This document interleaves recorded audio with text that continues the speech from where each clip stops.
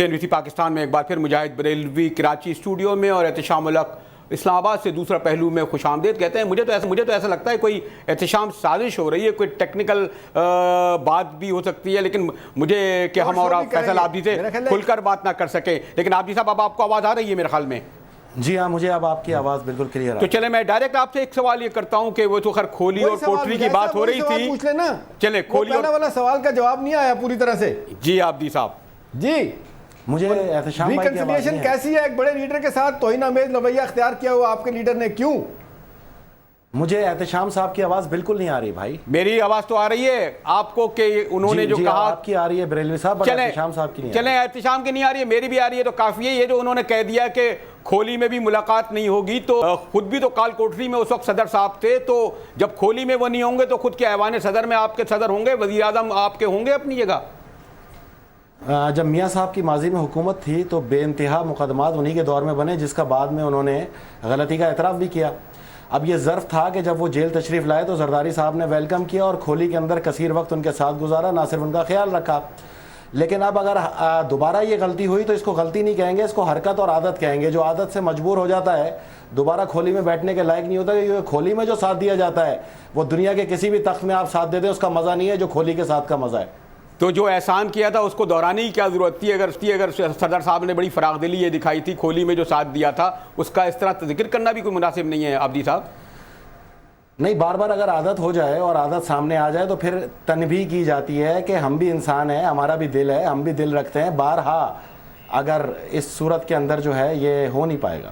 عابدی صاحب ایک بہت بڑا اس وقت سب سے بڑا سوال, عابدی صاحب لوگ کہہ رہے ہیں کہ موجودہ حالات میں جب سیلاب ہے, اتنی آفت آئی ہے, اس طرح کی بیان بازی جو ہے نا وہ ایک بیڈ ٹیسٹ نظر آئی ہے. لوگوں کا خیال تھا کہ یہ ایسے جب حالات پیدا ہو جائیں تو بڑا لیڈر جو ہے مفاہمت کی طرف جاتا ہے, لوگوں کو ساتھ لے کے جاتا ہے, وہ طنز والے جملے نہیں کہتا جو آج لوگوں نے محسوس کیے. کیوں آپ کے خیال میں یہ کیا کوئی خاص وجہ ہے؟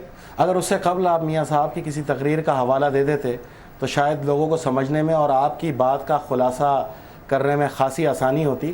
اگر ایسے ہی تلخ حالات اگر ایک طرف سے بارہا نوٹ کیے جائیں اور اس کا احساس دلایا جائے اور دوسری طرف اس کا احساس نہ ہو تو کبھی کبھی ہلکی پھلکی تنبیہ کر دی جاتی ہے. اس کو آپ ہلکی پھلکی تنبیہ ہی سمجھیں.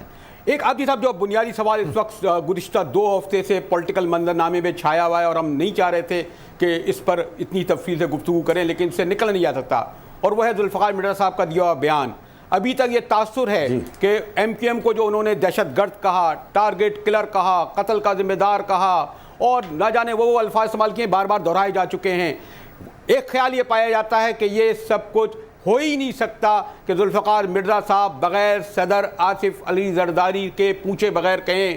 وہ خود بھی کہتے ہیں کہ جناب میں چائے پلاتا ہوں تو کپڑے بھی ان کے پہنا ہوا ہوں, مل بھی میری ان کے پاس ہے, ابھی بھی جان ان کے لیے دوں گا. آپ بھی یہ سمجھتے ہیں کہ ذوالفقار مرزا کے بیان کا ایک ایک حرف اور ہم اسے 100% درست بھی مان لیں تو اس میں انہوں نے صدر صاحب کو اعتماد میں لیا ہوگا, صدر صاحب جانتے ہیں, ایسا ہی ہے محترم فیصل عابدی صاحب؟ میں نے آپ بزرگوں سے بہت کچھ سیکھا ہے اور آپ حقیقی صحافی برادری کے بڑے علمبردار ہیں. اب سوال میرا آپ سے, اگر یہی گفتگو ناہید خان صفدر عباسی صاحب, اسرار شاہ صاحب اور انور بیگ صاحب یا مخدوم شاہ محمود قریشی صاحب کرتے, کیا آپ اس بیان کو صدر کا بیان مانتے؟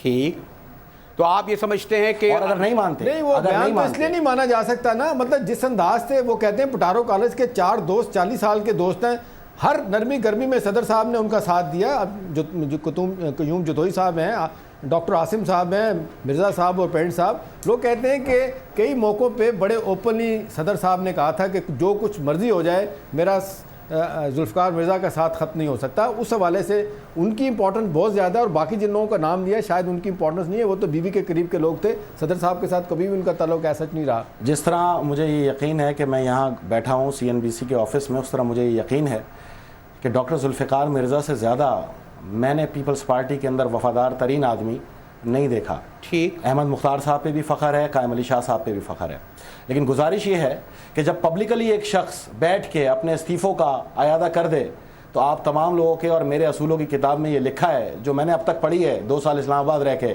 کہ پبلکلی استعفے نہیں، حقیقت میں استعفے ہوتے ہیں اگر سامنے سے اس پہ تردید نہ آئے. تو آج 14 دن ہو گئے، کوئی تردید بھی نہیں آئی. اپنا صفدر عباسی صاحب، ناہید خان صاحبہ، جس طرح ناراض اراکین ہیں ان کو بھی ناراض رکن ہی تصور کیا جائے.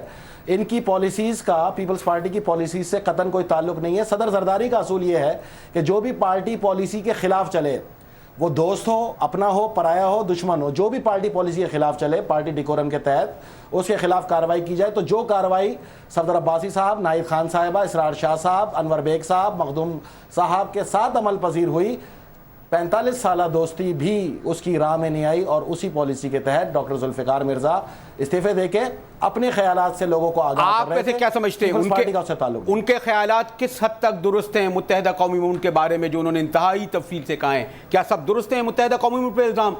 کیونکہ آپ ان سے مفاہمت بھی کرتے رہے، ایک بار دوبارہ مفاہمت چاہتے ہیں کیونکہ پارٹی اور خود صدر صاحب ابھی انہیں حکومت میں بھی شامل کرنا چاہتے ہیں. تو ذوالفقار مرزا کے تمام بیانوں کو کہ یہ ٹارگٹ کلر ہیں، دہشت گرد ہیں، جو الزام لگائیں، درست ہیں سب؟ میں چاہوں گا اگر آپ 2 منٹ میرا صرف تفصیل سے اس کا جواب سن لیں، اور 2 پیرائے میں دوں گا، قرآن کا بھی ذکر کروں گا. پہلا پیرایا تو یہ ہے کہ جو لوگ کہتے، میں اس کو سیاست سے نہیں جوڑ رہا، یہ میرا ایمان کا حصہ ہے، اس کو میرے ایمان تک لیجئے گا. قرآن کوئی معمولی کتاب نہیں ہے. دنیا میں وہ شے ہی نہیں تھی جس پہ قرآن اترتی ہے، صرف سرکار دو عالم صلی اللہ علیہ وسلم کا قلب تھا جس کے اوپر یہ اترا. اور یہ میرا ذاتی تھیوری ہے، ذاتی نظریہ ہے، ریسرچ ہے کہ جس نے بھی جھوٹا قرآن اٹھایا عدالت میں اور وسیلہ روزگار بنایا، کائنات میں اللہ کے تمام وہ جو نعمتیں ہیں انہوں نے اس انسان پہ لعنت کر دی اور اپنے آپ کو وسیلہ نہیں بننا دیا. لیکن اللہ نے ایسے لوگوں کو عبرت کا نشانہ بنانا تھا اور روزگار دینا تھا، تو قرآن ہی ان کا روزگار بنا. کائنات کے کسی شے میں یہ جرت نہیں تھی کہ ان کو روزگار اپنی طرف سے پرووائڈ کرتے. اس کا مطلب ابھی صاحب جو بھی کہا مرزا صاحب آپ اس کو سچ سمجھتے ہیں؟ میں بتا رہا ہوں، میری بات مکمل ہونے دیں، میری بات مکمل ہونے دیں. میں نے صرف قرآن کی اہمیت بتائی ہے، لوگ غلط کوڈ نہ کریں. قرآن بہت طاقت رکھتا ہے. فیصل عابدی ایک حقیر انسان ہے، قرآن بامقابلہ انسان نہیں کرنا آپ کبھی بھی. لیکن آپ تمام اینکر صاحبان 3.5 سال تک یہاں بیٹھ کے ہمیں کہتے رہے ہم چور ہیں، زرداری صاحب کرپٹ ہیں، حکومت بے غیرت ہے، حکومت نے سودا کر دیا. آپ ہی نے فیصلے کیے نا. تو آج میں اپنے ان بزرگ دونوں صحافیوں سے 18 کروڑ عوام کے سامنے اسی قرآن کا واسطہ دے کے کہتا ہوں، آپ تو بتائیں کہ مرزا صاحب صحیح کہہ رہے ہیں یا غلط کہہ رہے ہیں. مرزا صاحب چلے، مرزا صاحب ایم کیو ایم کے بارے میں درست کہہ رہے ہیں، تو مرزا صاحب نے قرآن سامنے رکھ کر آپ کے صدر زرداری اور آپ کے وزیر اعظم گیلانی اور آپ کے وزیر داخلہ کو یہ کہا ہے کہ میرا سب سے بڑا دشمن رحمان ملک ہے، رحمان ملک قاتلوں سے ملا ہوا ہے، رحمان ملک کے قاتلوں کے تمام ثبوت ہیں، یہ ٹارگٹ کلر کا ساتھی ہے، اس کی شکل ٹھیک نہیں ہے، یہ پیدائشی جھوٹا ہے، جھوٹوں کا وائس چانسلر ہے. تو یہ بھی سب درست ہے؟ اب میں اس کے بھی جواب دے دیتا ہوں. ہماری لغت میں اور جو میں نے اب تک سیکھا اپنی قیادت سے، الزام کی نوعیت پہ کسی کو مجرم قرار نہیں دینا جس طرح کچھ صحافی بھائی ہمارے دے دیتے ہیں. میں یہ کہتا ہوں کہ آپ کے پاس سارے ثبوت ہیں، عدالت موجود ہے، عدالت میں کیس چل رہا ہے، آپ جائیے اور جا کے عدالت کے اندر اس کو الزامات کو پیش کریں. اگر الزامات آپ کا وزیر داخلہ ہے، آپ کے صدر کا وزیر اعظم کا وزیر داخلہ ہے، وہ تو اس ایسے شخص کو کیوں رکھا ہوا ہے آپ کے صدر نے؟ آسان طریقہ ہے یہ، تو آپ ہمیشہ سے آپ کی پارٹی کا سٹینڈ ہے. پرائم منسٹر کہتے ہیں کرپشن کے کسی کے پاس الزامات ہیں کورٹ میں چلا جائے، جو چیز بھی ہے کورٹ میں چلا ہے. دیکھیں نا جتنے الزامات لگے ہیں پچھلے 7-8 دنوں میں، جو حکومت کی سبکی ہوئی ہے، جو پرنٹ صاحب کے ساتھ ہوا ہے، جو آپ کی پارٹی کے ساتھ ہوا ہے، لوگ یہ کہتے ہیں کہ اتنی امبیرسمنٹ کبھی بھی آپ کے لیے نہیں ہوئی. آپ کہتے ہیں کورٹ میں چلے جائیں. دیکھیں میری بات سنیں، میں کوئی جنگل کے دور کا تو آدمی نہیں ہوں نا. کورٹ کو آزاد کرانے میں میرا بھی تو کردار ہے نا، اور اب میرا اور آپ کا تو ایک اولین یہ فرض ہے کہ ہم یہ لفظ روزانہ ہر ٹاک شو میں ادا کریں کہ کورٹ آزاد ہے. اور کورٹ کے اندر جتنے جج صاحبان بیٹھے ہیں ماشاءاللہ پاکستان میں شرافت کی انتہا ہیں. تو میں کیا غلط سوچ رہا ہوں؟ کیا میرے قائدین غلط سوچ رہے ہیں؟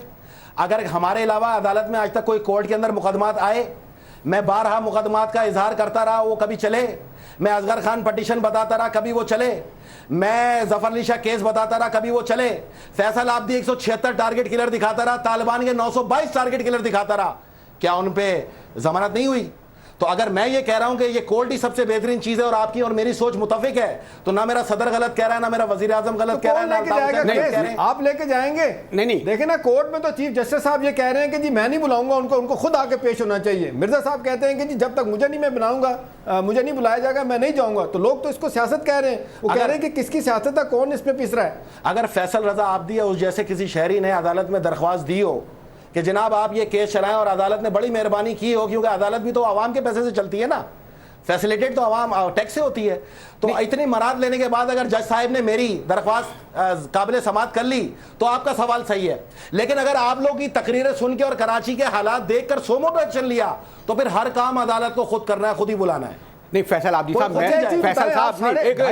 میں فیصل صاحب سے یہ عرض کر رہا تھا, آپ بالکل ٹیلی ویژن سے غائب رہے ہیں, اور یہ اتنے کروشل اور کرٹیکل مومنٹ تھے جب بڑی ضرورت تھی پریزیڈنٹ صاحب کو, ان کے ساتھیوں کو آپ کی, کہ وہ جواب دے پائیں. کہاں سے 14 دن آپ, کل آپ پہلی دفعہ ہمارے دوسرے سما پہ آپ نے بات کی.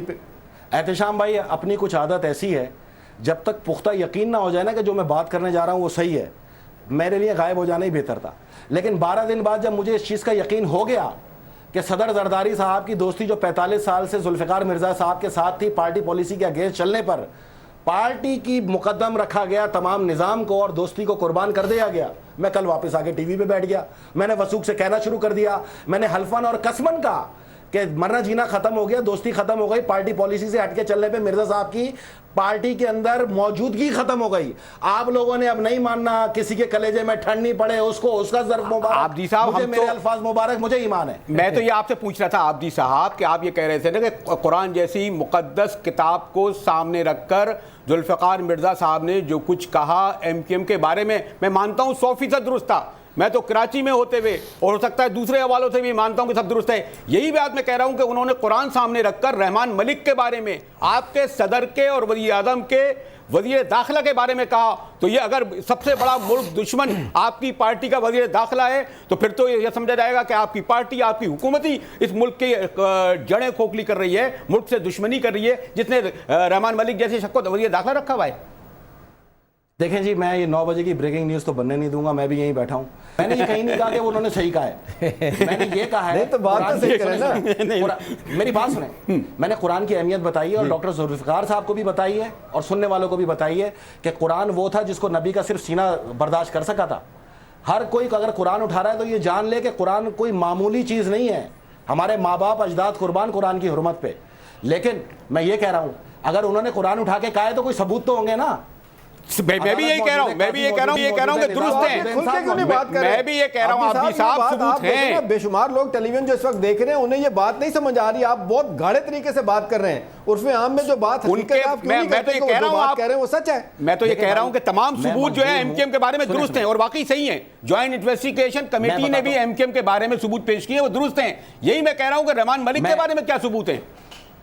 میں بتا رہا ہوں نا سر, میں ایک بہت کمزور انسان ہوں, میں ایک چھوٹا سا جیالہ ہوں, میں گراس روٹ ورکر تھا, مجھے عزت دے کے سینیٹر بنایا گیا. اس وقت مجھے ایک تعلیم دی گئی تھی, اور تعلیم یہ دی گئی تھی کہ بیٹا الزام کی نوعیت پہ کسی کو مجرم ڈکلیئر نہ کرنا جب تک کہ آنکھ سے خود نہ دیکھ لو. تو جب میں نے دیکھا ہی نہیں, میں کس طرح کہہ سکتا ہوں کہ ایم کیو ایم دہشت گرد ہے, میں کس طرح کہہ سکتا ہوں کہ دہشت گردی ہوئی ہے. ہاں کچھ پوائنٹ اس کے اندر ایسے ہیں جس پہ میں ریسرچ کر رہا ہوں, اگر وہ پوائنٹ حقیقت ہیں تو جتنا کنسرن مجھے اتنا ایم کیو ایم کو بھی ہوگا, اے این پی کو بھی ہوگا, جماعت کو بھی ہوگا. جیسا کہ کنٹینرز واقعی غائب ہوئے ہیں, یہ ایف بی آر کی رپورٹ آئی ہے 24,000 کنٹینر. تو ایم کیو ایم بھی جاننا چاہے گی, اس شہر کے اندر سب سے بڑا اسٹیک رکھتی ہے کہ آیا یہ جو اسلحہ نکلا ہے یہ کیا طالبان کو گیا, دہشت گردوں کو گیا, یہ میرے پاس آیا, میرے گھر میں گیا, ایم کیو ایم کے 90 میں گیا, یہ شاہی سید لے کے چلا گیا.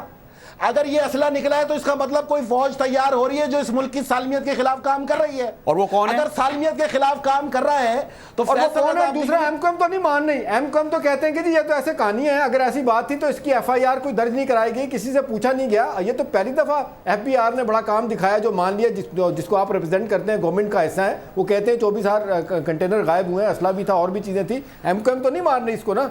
دیکھیں جناب, میں نے یہ کہا ایک اخباری رپورٹ کے مطابق, کل ہی کے اخبار میں آیا ہے, یہ کراچی پورٹ سے 24,000 سے زائد کنٹینر غائب ہو گئے ذرائع ایف بی آر. صحیح ہے, ٹھیک ہے. اب میں یہ کہہ رہا ہوں کہ یہ ماضی کے دور میں ہوئے تھے, اگر ذوالفقار مرزا کے دور میں ہوئے تو وہ حقیقت ہے, لیکن لفظ اس نے استعمال کیا چوری ہوئے. ٹھیک ہے. اب جو چوری ہوئے تو چوری کوئی روڈ سے تو ہوتی نہیں, وہ تو ڈاکہ ہوتا ہے. چوری تو اس کا مطلب اندر ہو گئے, وہاں ذوالفقار مرزا جا نہیں سکتا.